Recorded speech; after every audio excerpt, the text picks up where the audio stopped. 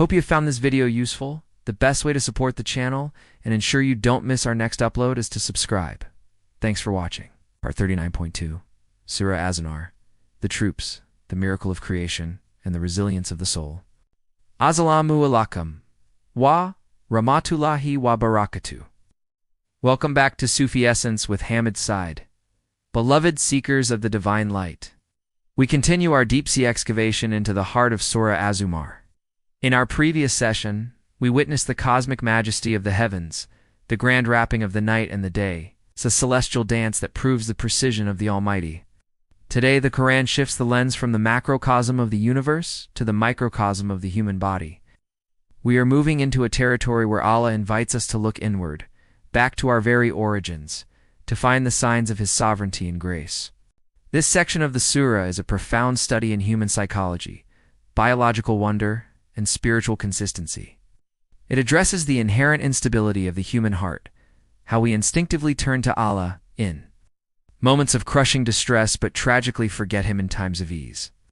It contrasts this fair-weather faith with the people of knowledge, those Gnostics who stand in the silence of the night, trembling in a perfect balance of hope and fear. We are moving from the groups of the stars to the groups of human character. In the Sufi tradition, we are taught that the human being is a small book containing the secrets of the entire universe. If verse 5 showed us the wrapping of the cosmos, verse 6 shows us the weaving of the soul. We are not merely accidents of biology. We are intentional acts of divine will. As we progress through these 5 verses, I want you to pay close attention to the transition from biological creation to spiritual accountability. Allah establishes His right to be worshipped, not just because He created the sun, but because He created you in the most intimate, secret places. Let us begin this second excavation of the soul. Verse 6. The architect of the 3 darknesses, Kanzelaman. Quran Surah Az-Zumar, the troops. Chapter 39, verse 6. He created you from a single soul. Then He made from it its mate, and He sent down for you 8 pairs of the cattle. He creates you in the wombs of your mothers, creation after creation, within 3 darknesses. That is Allah your Lord. To Him belongs sovereignty. There is no deity except Him, so how are you averted? The Quran here takes us back to the biological laboratory of our own existence. Allah reminds us that the entire human family began from a single soul, nafsin wahida, establishing the spiritual and biological unity of all mankind. This is a foundational Sufi concept, that despite our different groups and troops, we share a common origin in the divine breath. But then he highlights the miracle of embryology with a phrase that has left scientists and saints alike in awe: creation after creation, within 3 darknesses. In the spiritual tradition, these 3 darknesses, the abdominal wall, uterine wall, and the amniotic sac, are more than just anatomical layers. They are symbols of the soul's journey from the unseen world into the material realm.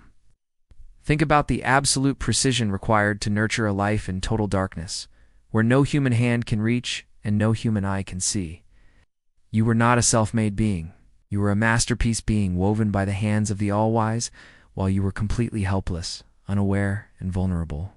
By mentioning the 8 pairs of cattle, the various livestock that sustain human civilization, Allah is showing that the same Lord who fashioned your intricate nervous system in the womb also provided the external ecosystem to sustain you after birth. He is the provider in the dark and the provider in the light. This verse ends with a haunting rhetorical question. If the sovereignty belongs to the one who shaped you in the dark and feeds you in the light, how are you averted? How can a person witness the complexity of their own origin and then turn away to serve the ego or the world? It is a call to recognize that your life is a debt of gratitude to the only one who was with you when you were nothing. You were a miracle in motion, yet the ego often blinds you to the miraculous nature of your own heartbeat. Verse 7. The independent master and the gift of gratitude, Kanzelaman. Quran Surah Az-Zumar, the troops. It's chapter 39, verse 7. If you disbelieve, indeed, Allah is free from need of you, and He does not approve for His servants' disbelief. And if you are grateful, He is pleased with it for you. And no bearer of burdens will bear the burden of another. Then too, your Lord is your return, and He will inform you about what you used to do. Indeed, he is knowing of that within the breasts. This verse establishes the Ghani absolute independence of Allah. One of the greatest illusions of the ego is the idea that our worship helps Allah or that our rebellion hurts him. Allah shatters this by stating, "He is free from need of you. He is the self-sufficient king who requires nothing from his subjects. Yet in his infinite mercy and wisdom, he does not approve of disbelief." Why? Not because it harms him, but because it destroys you. Disbelief is a state of disharmony, where the creation tries to sever its connection with the Creator, leading to spiritual suffocation. Gratitude, shukwa, is the key that unlocks divine pleasure. It is the acknowledgement that every breath is a gift, and every heartbeat is a permission from the throne. Allah also reinforces the principle of radical individual accountability. No bearer of burdens will bear the burden of another. In the spiritual life, you cannot hide behind the group. You cannot blame your environment, your culture, or your lineage for the state of your soul. On the day of resurrection, the troops will be gathered, but every heart will be judged in its absolute solitude. Allah concludes by reminding us that He is knowing of that within the breasts. He doesn't just judge the outward movement of your prayer or the size of your charity. He judges the secret frequency of your intention. To be a seeker is to realize that your primary audience is not the world, but the one who is closer to you than your own heartbeat. Your inner world is fully transparent to Him. Verse 8. The pathology of the divided heart. Kenzel Iman, Quran. Surah Az-Zumar, the troops. Chapter 39, verse 8. And when adversity touches man, he calls upon his Lord, turning to Him alone. Then when He bestows on him a favor from Himself, he forgets Him whom he called upon before, and he attributes to Allah equals to mislead others from His way. Say, enjoy your disbelief for a little. Indeed, you are of the companions of the fire. Allah now performs a psychological autopsy on the fair-weather servant. This is a pathology most of us have experienced. When adversity touches man, the ego suddenly collapses. The arrogant man becomes a beggar. The distracted soul becomes a focused petitioner. In a crisis, the veils of worldliness are momentarily lifted, and man cries out to Allah with raw, unadulterated sincerity. This is the moment where the soul realizes its true poverty faker before the Almighty. It is a moment of involuntary sincerity, but the tragedy lies in the return to ease. Nice. As soon as the favor is bestowed, the sickness cured, the debt paid. The danger past man forgets. He begins to attribute his salvation to good luck, his own intelligence, or the skill of a middleman. In doing so, he sets up equals to Allah, creating idols out of the very means Allah used to save him. The Sufi path is the cure for this inconsistency.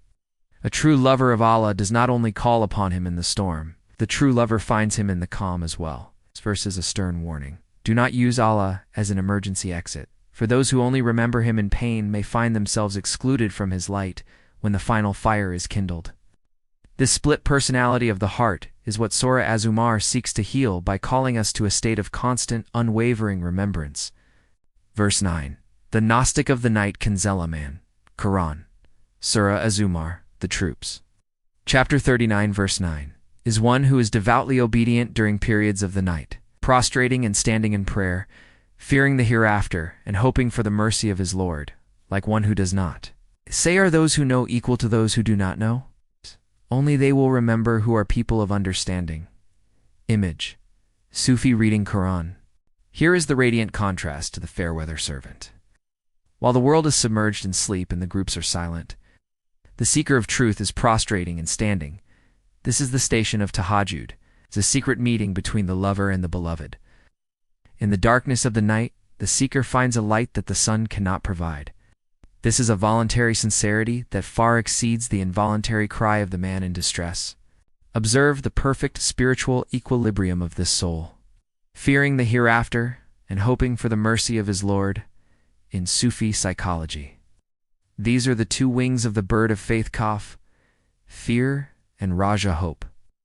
If a bird has only the wing of hope, it becomes complacent and falls into the trap of self-delusion.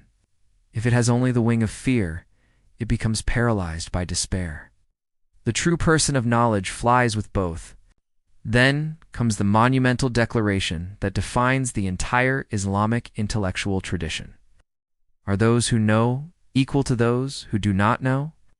Allah is clarifying that knowledge ilm is not the mere accumulation of information or the memorization of texts.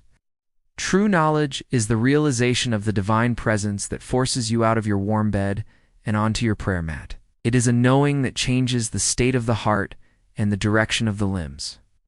If your education does not result in a humbled heart, it is not knowledge, it is a burden on your intellect. Only those with AKL deep spiritual understanding can perceive this reality and remember their true purpose amidst the noise of the world. Verse 10.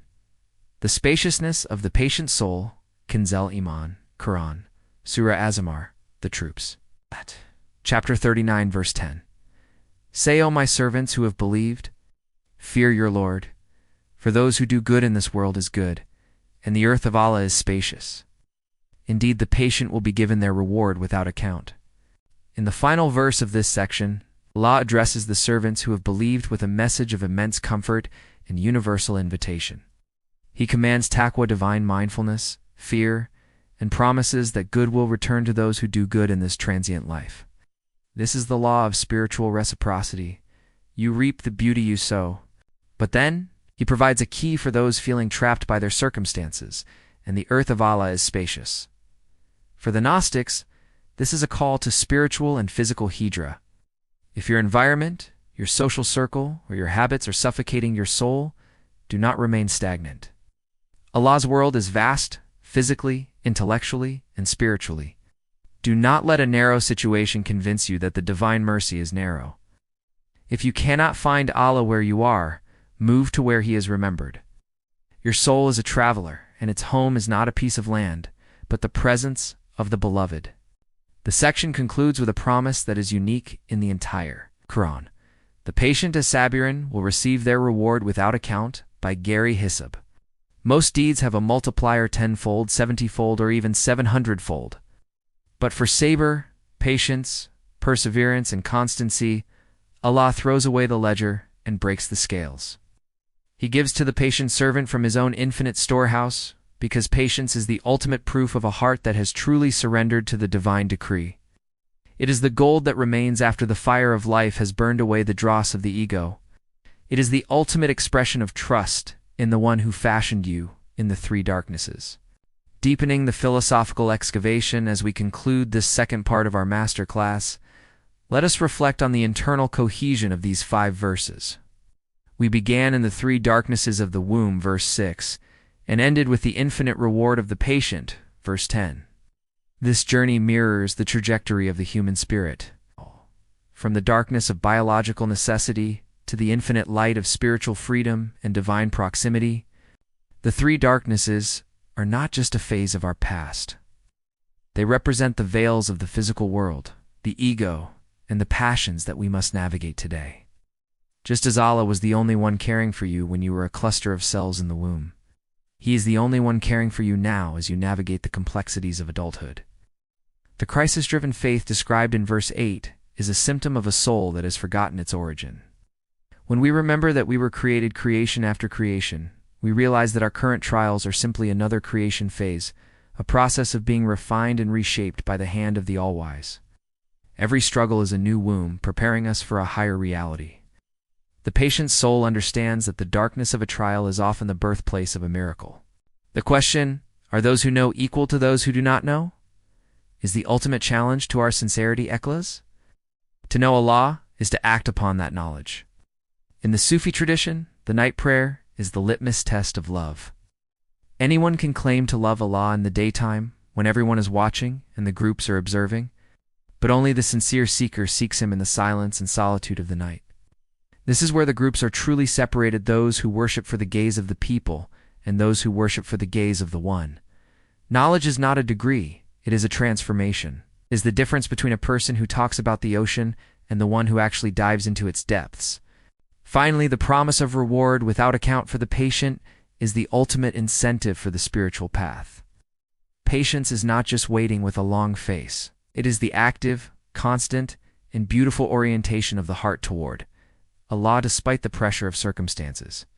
It is the pure religion in action. Whether you are struggling with a narrow life, a difficult relationship, or a stubborn ego, remember that the earth of Allah is spacious. Your soul was not made for a small, restricted life. It was made for the infinite. The Gnostics tell us that the darkness is often where the greatest growth happens.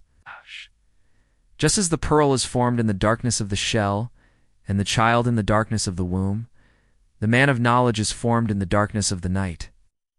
They are merely the wrapping of a new day. In this Surah of Troops, make sure your heart belongs to the group of the Sabr, and those who are patient, those who stand in the night, and those who recognize their origin in the three darknesses. We are all moving toward a return. Verse 7 reminds us that we will be informed of everything we used to do. This is not a threat, but an invitation to live with awareness. If Allah is knowing of that within the breasts, then our work is internal. We must cleanse the heart so that when it is revealed, it is found to be callous, pure, sincere, and turned toward the One. Every moment is an opportunity to move from the group of the heedless to the group of the people of understanding. Let the three darknesses remind you of His power, the night prayer remind you of His love, and the spacious earth remind you of His mercy. We are but travelers on this earth, and our luggage is our sincerity. The interplay of these verses suggests that true knowledge leads to two things: a deeper prostration in the night and a greater patience in the day. The one who knows Allah's power in creation, verse 6, and His independence, verse 7, cannot help but turn to Him in ease and hardship alike, verse 8 and 9, resulting in a life of beauty and boundless reward, verse 10. This is the path of the troops of the sincere. As you move forward, ask yourself, is my heart spacious enough to hold both hope and fear? Is my knowledge leading me to the prayer mat? The answers to these questions will determine which troop you will join when the final call is made. Hadith, the Messenger of Allah, peace be upon him, said, "Our Lord descends every night to the lowest heaven when 1/3 of the night remains and says, 'Who will call upon me, that I may answer him? Who will ask of me, that I may give him? Who will seek my forgiveness, that I may forgive him?'" Sahih Bukhari. This hadith is the spiritual mirror to verse 9. It reveals that the nightstanders are not just performing an arduous ritual. They are responding to a direct, intimate, divine invitation. When the world is silent and the ego is tired, the door to the All-Wise is wide open for those whose knowledge has given them the key to the night. It is in these moments that the soul truly recognizes its Creator. Let us now supplicate, drawing from the profound lessons of these verses, asking Allah to grant us a deeper understanding and to guide our every step. O Allah, Master of the hidden and the manifest, who fashioned us in the three darknesses and sustained us when we were nothing, we ask you for a heart that remains constant. Save us from the hypocrisy of the divided heart, those who call upon you in pain, but forget you in pleasure. Grant us the station of those who know the Gnostics, whose knees touch the ground in the night, while their hearts soar in the heavens of hope and fear. When our lives feel narrow, expand our chests with the realization that your earth is spacious. Grant us the Sabr that earns your reward without account, and gather us among the sincere troops who reflect nothing but your light. Make our inner worlds even more beautiful than our outer ones. May Allah illuminate your heart and mind with the light of this divine ill. May He make your channel a beacon of guidance for all who seek spiritual clarity and truth. May your efforts be a source of immense reward, and may you be granted the highest stations of paradise. May the peace and blessings of Allah always be upon you and your loved ones. May He grant you unwavering steadfastness on the path of truth, and may your work be a testament to His magnificent names, Ar-Rahman and Ar-Rahim. Ameen.